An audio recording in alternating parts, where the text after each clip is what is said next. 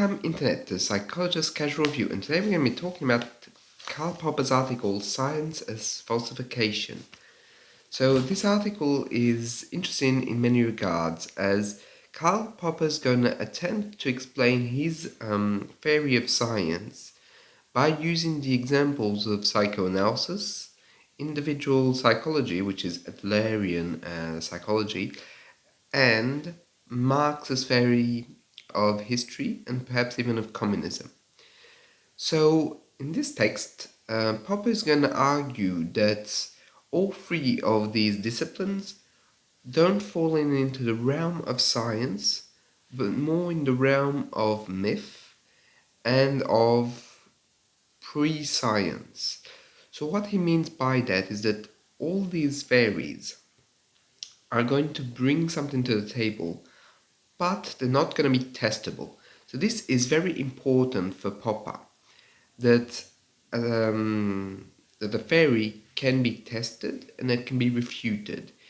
In a way, for him, and this is the whole point of his article, is that if you're going to do science, you have to open the possibility when you're creating a theory that it might be wrong. And how can it be wrong? So this is a very important factor for Popper. For Popper, you have to be able to test it, to prove it wrong, and to create conditions in which it can be proven wrong. And for him, psychoanalysis, Adlerian psychology, and Marxism are not able to prove themselves wrong. In a way, they're absolute. You can interpret the way you want because it's not science. You can just see everything in human behavior as a class struggle, as a complex of inferiority, or as an Oedipal complex. You could analyze all human behavior through those lenses and it will not be wrong per se. You'd just be given a point of view or perspective. And he says this is exactly what makes it unscientific, is that you can't test it and you can't refute it. So this is his whole hypothesis throughout the article, saying that for most people, if you can't refute it, that means it's an incredibly good standard. But for him, it's a vice. It's not a good standard. It's not good science. For him, good science is what can be proven wrong, what can be falsified, right? i.e., what you can create the conditions of it being proven wrong. So it's a very interesting article because although on the theory I think he has nailed something very important which I'm going to come back to, he is also, and this I found this very interesting, these examples about psychology and individual psychology and psychoanalysis don't come from nowhere. Indeed, I learned this in this article, he had met Alfred Adler, and he had even kind of talked to him and even perhaps even maybe a bit worked with him. And this disillusionment came from the fact that he once had a case which he showed Adler, a case of a child, and he felt that the case did not correspond to Adler's theory. So he showed it to Adler, and Adler interpreted it through the lens of an inferiority complex, which Karl Popper was a bit shocked about. And he says it in this article. And he said that, how can you say that it's that? And Adler tells him, via my experience.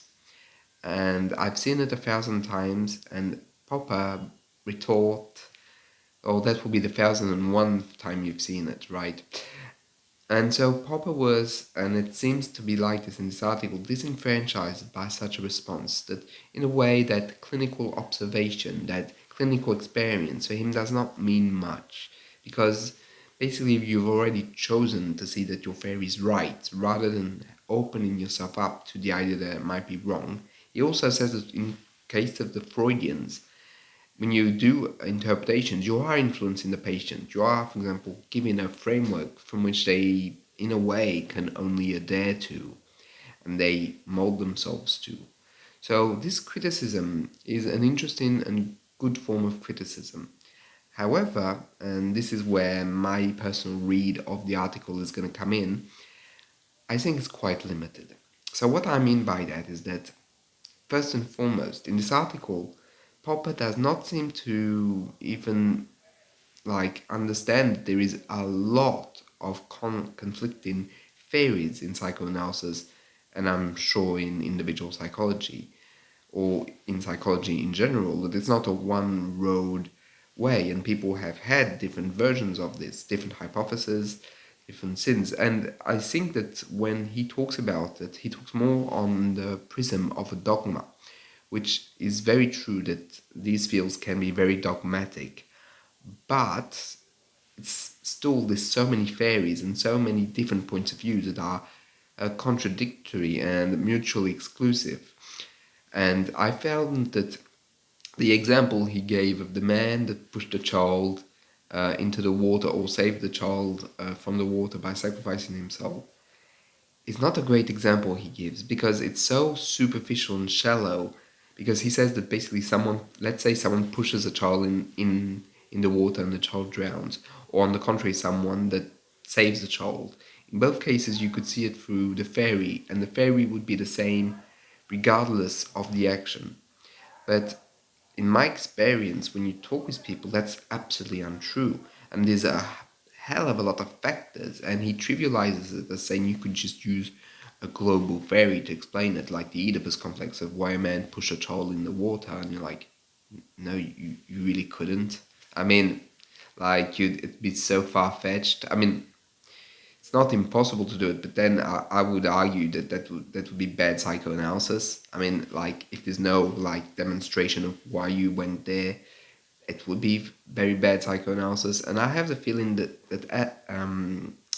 when he met Adler, unfortunately, because Adler, I don't know what happened between them, but the idea that Adler retalked with his experience was perhaps the worst possible answer, because fundamentally, yes, experience helps, but it's not really why we get to our answers. We get to our answers because we ask questions, because we investigate, because we create theories.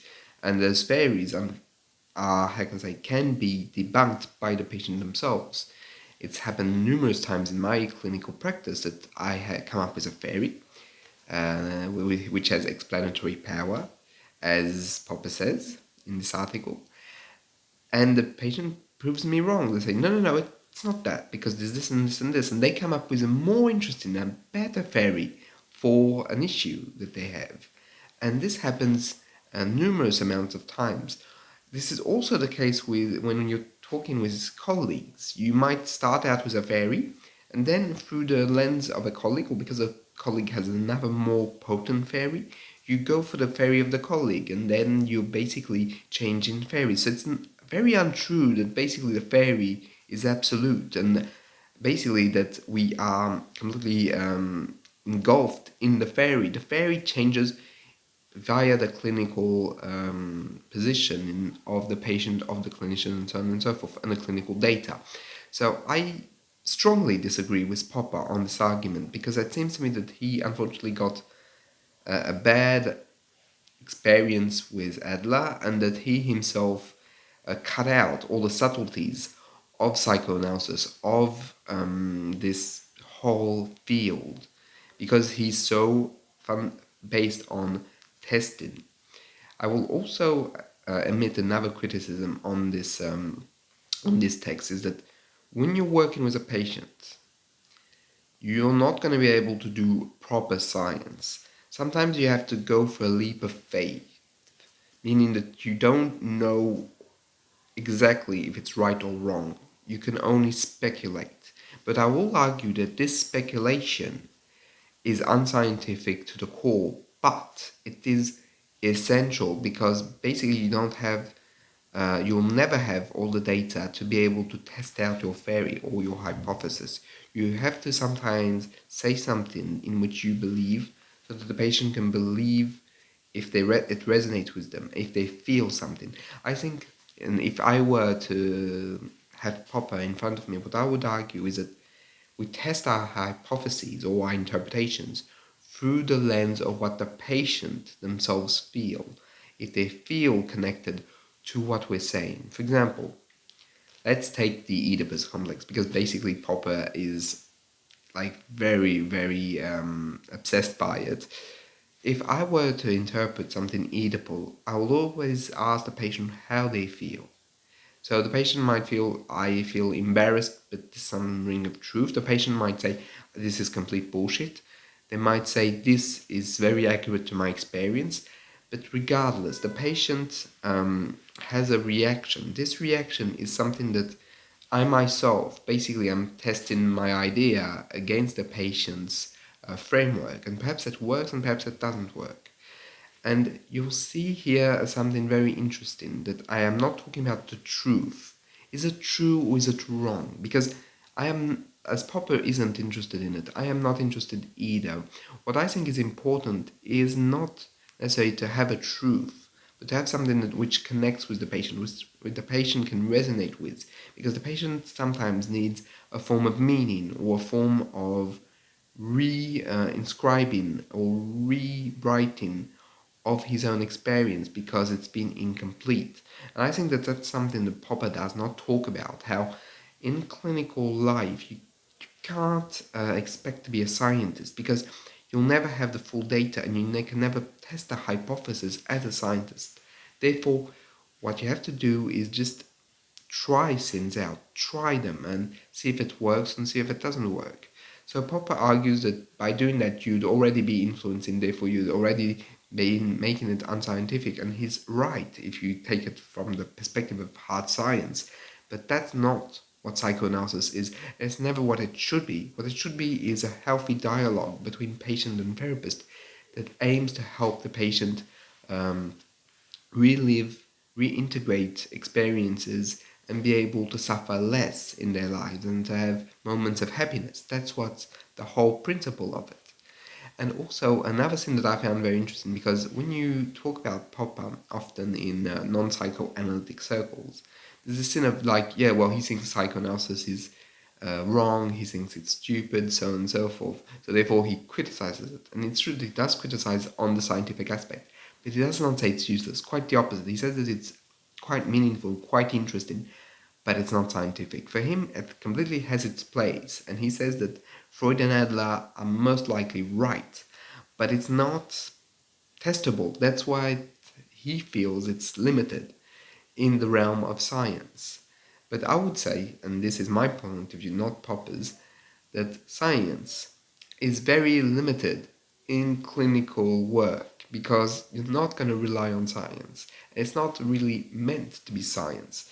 And I think psychology has lost a lot of time and made a lot of effort to try and science it in the clinical practice.